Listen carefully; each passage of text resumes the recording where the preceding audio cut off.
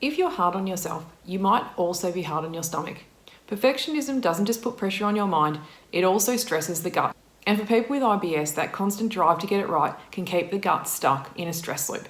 Many of my clients describe themselves as hard workers, responsible, sometimes overly responsible, organised, and always trying to do their best. They often push through fatigue, tend to do more than others in their workplace, and often carry a quiet belief that they should be coping better.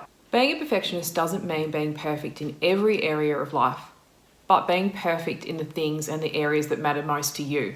And for all of us, that will be different things, but sometimes for people with IBS, that thing that is important to them is their health and feeling good. Perfectionists tend to have an unhealthy need for flawlessness and a fear of making mistakes. This may mean spending a lot of time on tasks making sure that they get it right, or even avoiding taking action on tasks for fear they'll get it wrong. Does any of this sound familiar to you? On the outside, these traits may look really admirable. And these people usually make great colleagues, and they're the ones that you want to have on a committee with you because they're the people who get it all done. But internally, they're often feeling a sense of pressure and vigilance, even hypervigilance sometimes, leading to a body that's always on alert and a nervous system that can't quite switch off.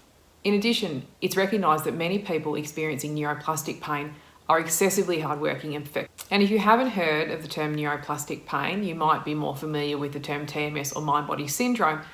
But if not, these terms refer to pain and symptoms that come from learned neural pathways in the brain rather than from ongoing injury or structural damage.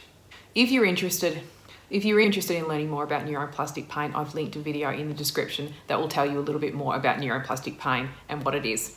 When it comes to pain and symptoms generally, or IBS issues, perfectionists may need to be aware of the tendency they have to perfectly fix themselves once they know that they have neuroplastic pain. It's important to know that perfectionism isn't just a thought pattern, it's an emotional state, a strategy that we use in an attempt to keep ourselves safe from fear, criticism, rejection. And it does this with thoughts like, or if I do the most, work the hardest, and take the most responsibility, I'll be an indispensable part of my team at work. It's most likely something that we learned when we were younger, that doing things right probably helped us feel safe, accepted, loved, and in control of our environment. So it makes sense, like many things, that we still use this learned pattern, most of the time probably not even consciously. But over time, the constant inner pressure builds tension both mentally and physically. As many of you will know, the gut is deeply attuned to our emotional state, and the gut feels our tension too. So with every harsh thought, every should, every subtle sense of not being good enough, not getting enough done, or not doing something to the highest standard is registering in our body as a dose of danger. And it might be a lot of small doses, and as many of you will know, we can have these thoughts many, many times a day. So if we're getting a little dose of danger with every one of those thoughts, you can imagine how that leads to pain and symptoms. Our gut and brain are in constant communication through the vagus nerve. The vagus nerve is a two-way system that is continually asking and checking, am I safe or am I under threat? When our perfectionism kicks in, and that might be through a thought or a worry about disappointing somebody, or replaying something in our mind that we said that we thought was silly or uninformed, our brain keeps sending out these mild danger signals. Of course, because of this two-way communication between the brain and the gut, our gut tends to tighten, blood flow to this area reduces, and as a result, digestion is slowed down. So you can see why it's not uncommon when our digestion is compromised that people end up feeling bloated, having a sense of urgency or discomfort, particularly during times of pressure and self-criticism.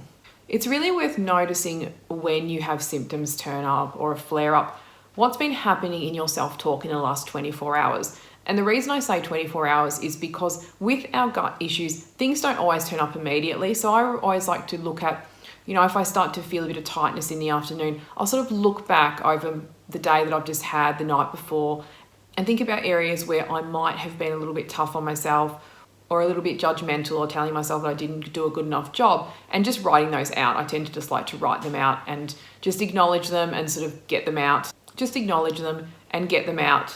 But it's amazing how often I will find when I have tightness or tension, it's not always perfectionism, but there is usually something that I've been dealing with emotionally that has contributed to the way I'm feeling in my gut. But if you wanted to do a more structured journaling session, you could start with a prompt like, how have I been hard on myself in the last 24 hours? Or where have I been working too hard in the last 24 hours? Something I find fascinating and worth exploring if you have digestive issues is how your energy might be playing into this. Some of you listening to this might be familiar with the meridian system in the body. Meridians are like invisible pathways in our bodies, and according to traditional Chinese medicine, life energy called qi flows through these channels, connecting organs, emotions, and body systems. And when this flow of qi is balanced, we feel healthy and calm. However, when it's blocked or weak, it can show up as pain, illness, or emotional distress. Interestingly, but not surprisingly, it's understood that the stomach meridian, when out of balance, is linked to things like indigestion and digestive issues, including reflux, food intolerance, and poor immune function. Furthermore, people who have an imbalance in their stomach meridian also often experience circling thoughts and tend to be overly concerned with what other people think of them. The stomach meridian belongs to the earth element, which is connected to the emotion of sympathy and worry. And earth imbalances are often linked to people pleasing and putting others first. Some other emotions linked to the stomach meridian include being critical or struggling with critical judgment, overthinking, and issues with feeling grounded and stable. I'll give you a simple strategy later in the video that can help balance the stomach meridian. But I'd like to talk to you a little bit about how I experienced my gut issues and how my tendency towards perfectionism fed into that. So I don't present as a perfectionist in the classic sense. However, as I mentioned before, we tend to be perfectionistic in areas of our life that matter to us. And for me, that's health.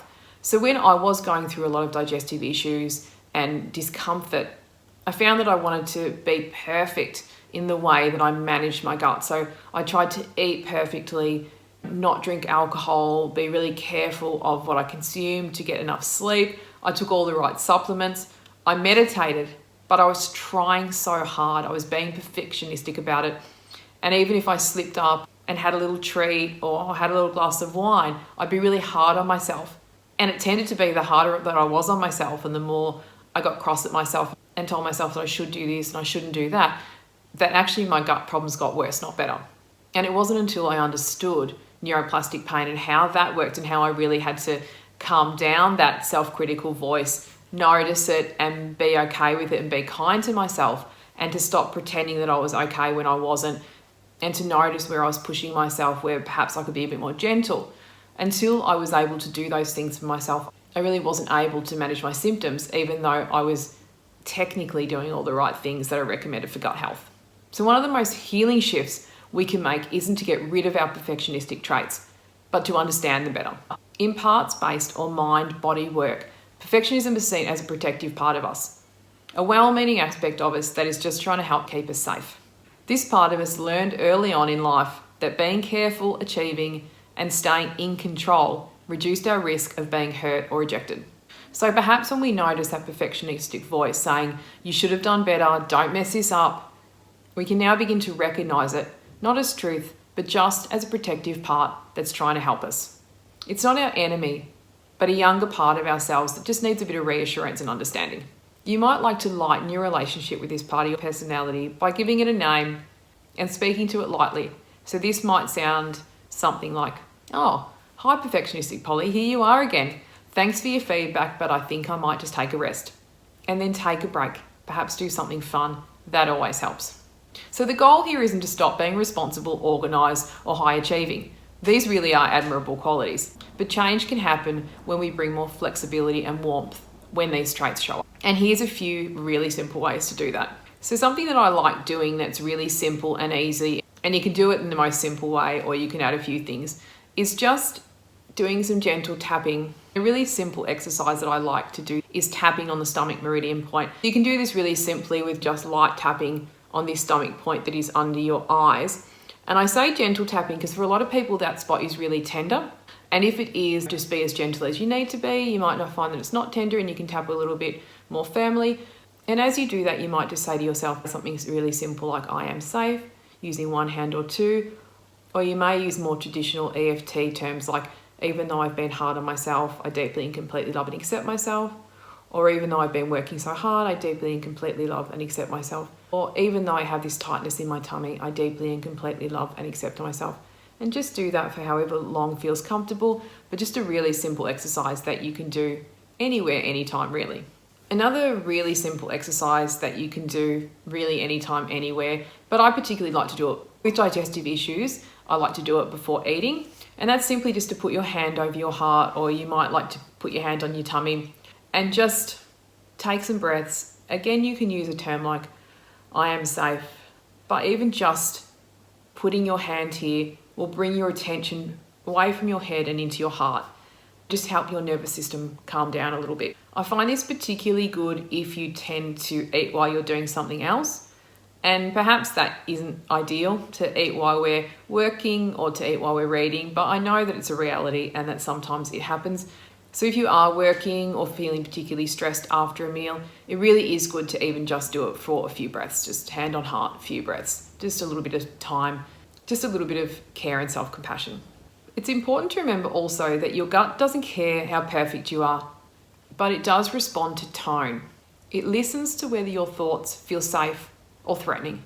So even if your day is really busy and you don't feel particularly relaxed or zen, your gut can still relax if it senses kindness, patience, and acceptance of those thoughts, even those should thoughts, just noticing them but not having to take them too seriously. Healing begins when we move our focus from trying to fix or change our personalities to meeting those parts of us that work so hard with kindness, care, and lightness. And as we bring this sense of safety to our mind, our gut tends to follow. So if you tend to get tense or reactive, perhaps instead of asking what's wrong with me, try asking, what part of me is trying too hard to keep me safe right now? That simple question shifts your system from fear to understanding. You don't have to change who you are, just relate to yourself in a more gentle way. Because when we do that, our mind and body finally get the message that we are safe. If what you've heard today resonates, I have another video that you might like to explore about how the gut and brain communicate when we have IBS. It's called The Science of IBS, Healing Your Gut Through the Mind, and I'll link it in the description. And if you'd like more tools and advice about soothing your nervous system and creating safety in your body, please subscribe for more mind-body healing videos. Thanks for listening, and I'll see you next time.